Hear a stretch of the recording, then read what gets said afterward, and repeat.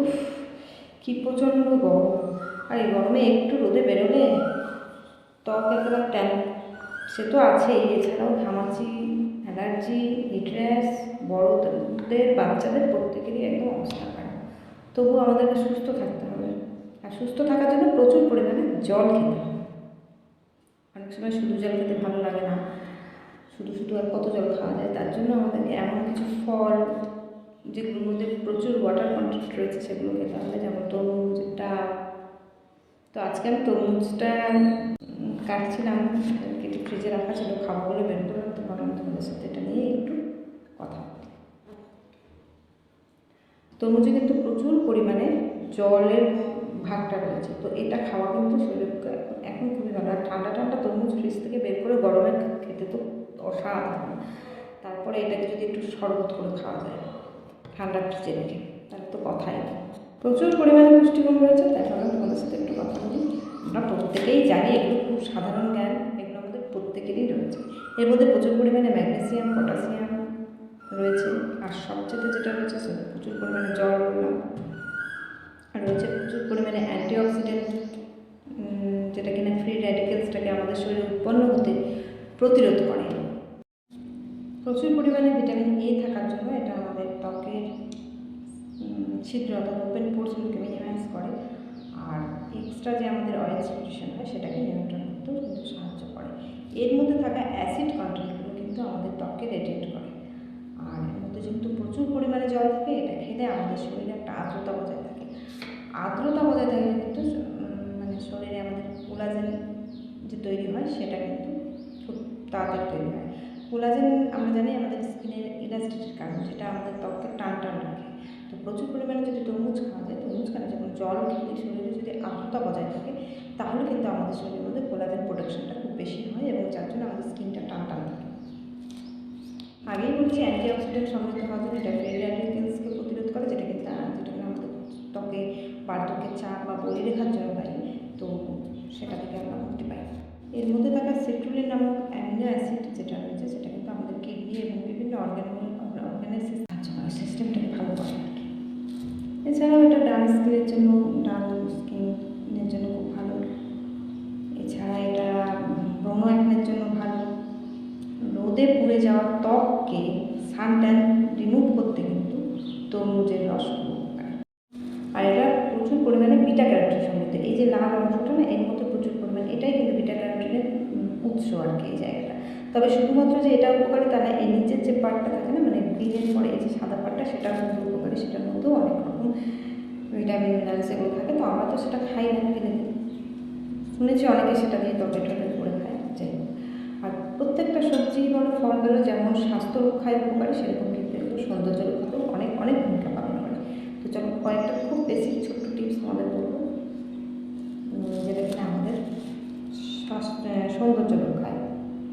প্রথমে বলবো, কিছুদিন না রোদ থেকে ফিরে আসলে একটু ঘরে বসে ফ্রিজে কেটে রাখা তরমুজ, একটু করে তরমুজ নিয়ে একটু মুখে ঘষে নিয়ে কিছুক্ষণ রেখে দেওয়ার পর যদি মুখটা ওয়াশ করে ফেলো, তাহলে তুমি ইনস্ট্যান্ট একটা রেজাল্ট দেখতেই পাবে, যে একটা গ্লো আসছে মুখে। এছাড়াও তরমুজের রসের সাথে সম পরিমাণভাবে শশার রস একটা কিছু মিশিয়ে ফ্রিজে রেখে দিলে, বাইরে থেকে গেলে তুলোয় করে সেটা ডেভেলপ করলে মুখের যে পোড়া ভাবটা বাইরে থেকে আসার পর আমাদের স্কিনে সবারই অল্প বিস্তর ট্যান করে, সেটা কিন্তু খুব মানে তাড়াতাড়ি রিমুভ হয়। এছাড়া তুমি এর মধ্যে পুদিনা পাতার পেস্ট করে যদি রেখে দাও, সেটা একটা খুব সুন্দর একটা কুলিং এফেক্ট দেয়, আর সেটাও আমাদের মধ্যে পোড়া ত্বককে রিমুভ করতে কিন্তু খুব সাহায্য করে। আরও যদি উজ্জ্বল ত্বক পেতে চাও, তো তরমুজের রসের মধ্যে লেবুর রস মিশিয়ে ফ্রিজে রেখে দিতে পারো। সেটাকেও যদি তুলো দিয়ে ডেভেলপ করে কিছুক্ষণ লাগিয়ে রেখে তারপর ওয়াশ করে মুখটা, তাহলে কিন্তু স্কিনটা খুব চকচকে বা উজ্জ্বল হয়। দেখো, ঘরে থাকা অনেক জিনিস দিয়ে কিন্তু আমরা আমাদেরকে নিজেদেরকে ফিট এবং যাদের ড্রাই স্কিন, তারা তরমুজের রসের সঙ্গে মধু মিশিয়ে লাগাতে পারো। মধুতে থাকা যে আর্দ্রতাটা আমরা সেটা জানি, স্কিনটাকে ড্রাই থেকে মানে মুক্ত করবে, আর তরমুজের রসটা কিন্তু স্কিনটাকে অনেক উজ্জ্বল করবে। এছাড়াও তোমরা এটাকে টোনার হিসেবে ব্যবহার করতে পারো। তরমুজের রস, শশার রস, গোলাপ জল, এটা দিয়ে যদি ফ্রিজে রেখে দাও, টোনার হিসেবে ব্যবহার করা যায়। তো আর যাদের ব্ল্যাক হেডসের প্রবলেম রয়েছে, তারা তরমুজের রসের সাথে একটু সম্পূর্ণ শশা আর টমেটোর রস, আর সাথে একটু চাল এটাকে মিক্সড করে কিছুক্ষণ লাগিয়ে দিন। হালকা ড্রাই ফ্রুট শুকিয়ে গেল আর ঠান্ডা করে ঘুষে দিলাম, তখন হালকা ড্রাই ফ্রুটটা তুলে ভিজিয়ে হালকা রাব করে নেবে, দেখবেন ব্ল্যাক হেডস যাদের প্রবলেম রয়েছে সেটাও কিন্তু কমে যায়। তো চলো, অনেকগুলো কথা বললাম, হয়তো আমার থেকে বেশি তোমরা জানো, আমি যেটুকু জানি সেটুকু বললাম, যেগুলো বললাম সেগুলো হয়তো তোমরা জানো। তো ভুল ত্রুটি ক্ষমা করো, বলার মধ্যে হয়তো অনেক ভুল ত্রুটি রয়েছে, ক্ষমা করো। আর আজকে আমি যেটা বানাবো, এটা দিয়ে একটা শরবত বানাবো, খুব সাধারণ ঘরে থাকা কয়েকটা জিনিস দিয়ে একটা শরবত বানাবো, খেতে কিন্তু খুব ভালো হবে। তো তোমরা দেখো, আমি তোমাদের সাথে শরবতের রেসিপিটা শেয়ার করবো। প্রত্যেকে ভালো থাকো, সুস্থ থাকো, আর গরমে প্রচুর পরিমাণে জল খাও, ডাবের জল খাও, দইয়ের ঘোল খাও, তরমুজ খাও, শশা খাও, মানে যা যা ঠান্ডা ঠান্ডা জিনিস নিজেরা আমরা খাই আর কি, খাবো। আর বাচ্চাদেরকে একটু খাওয়াতে হবে, বারে বারে একটু লেবুর জল এগুলো খেলে প্রত্যেকে সুস্থ থাকবো, কারণ সুস্থ আমাদের থাকতেই হবে।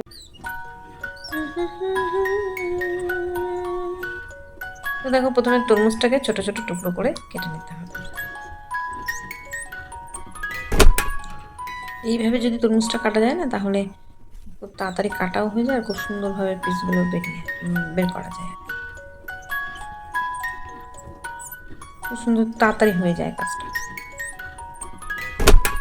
এবার তরমুজগুলোকে সব কেটে নেওয়ার পরে এর পরের কাজ হচ্ছে এগুলো থেকে বীজ বার করা।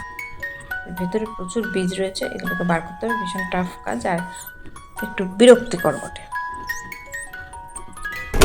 কিন্তু বার তো করতে হবে। বীজগুলো সমেত তো হবে না, তাই বীজগুলোকে বের করে আবার এই টুকরোগুলোকেও ছোটো ছোটো টুকরো করে নিচ্ছি, একটু ছোটো ছোটো করে নিলাম। প্রত্যেকটা টুকরোর থেকে বীজগুলোকে বার করে এগুলোকে আবার একটু ছোটো ছোটো টুকরো করে কেটে নেব। গরমে এই শরবতটা খেতে খুব ভালো লাগে। এবার এটাকে মিক্সারের মধ্যে দিয়ে দিলাম, প্রচুর পরিমাণে জল রয়েছে, দেখতেই পেলে তোমরা, কিছু বীজ রয়ে গেছে, ফেলে দিলাম। এরপর এর মধ্যে স্বাদ মতো নুন, যে স্বাদ মতো চিনিটা অবশ্যই নিজে নিজে স্বাদ অনুযায়ী দেবে, যে যতটা মিষ্টি পছন্দ করো। চিনি দেওয়ার পর দিয়ে দিলাম কিছুটা বিট নুন, তারপর দিয়ে দিচ্ছি একটু গোলমরিচ। এরপর এর টেস্টটাকে একটু অন্যরকম ভালো আনার জন্য দিলাম চাট মশলা। চাট মশলা দেওয়ার পরে আমি দিয়ে দেবো কিছুটা ফ্রেশ পুদিনা পাতা। এই পুদিনা পাতার ফ্লেভারটার জন্য শরবতটা জাস্ট সাধারণ হয় খেতে। দেওয়ার পরে এটাকে ভালো করে ব্লেন্ড করে নিতে হবে। নেওয়ার পরে এবারে দেখো, একটা গ্লাসের মধ্যে আমি বরফ দিয়ে দিয়েছি, গ্লাসটা একটু ফ্রিজে রেখেছিলাম, বরফ দিয়ে ঢেলে দিলাম শরবতটা। ব্যাস, আর কিছুই না, খুব সিম্পল আর ইজি, কিন্তু খেতে খুব সুন্দর হয়।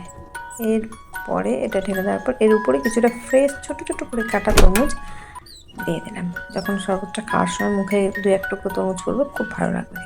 ব্যাস, তৈরি হয়ে গেল খুব সুন্দর একটা সামার ড্রিঙ্ক। তো রেডি হয়ে গেছে শরবত, জাস্ট ফাটাফাটি, অসাধারণ। আর পুদিনা পাতাটা দেওয়ার জন্য এত সুন্দর একটা ফ্লেভার এসছে, আর চাট মশলা বেগুনের জন্য তো খুব সুন্দর লাগছে খেতে। তো তোমরাও বানিয়ে খাও ঘরে, আর দই শরবত খাও, তরমুজের শরবত খাও, শশা খাও, লেবু জল খাও, এই গরমে এগুলো খেলেই আমাদের শরীর সুস্থ থাকে। তো প্রত্যেকে ভালো থাকো, সুস্থ থাকো, আর অবশ্যই ট্রাই করো, অনেকেই করে খাও।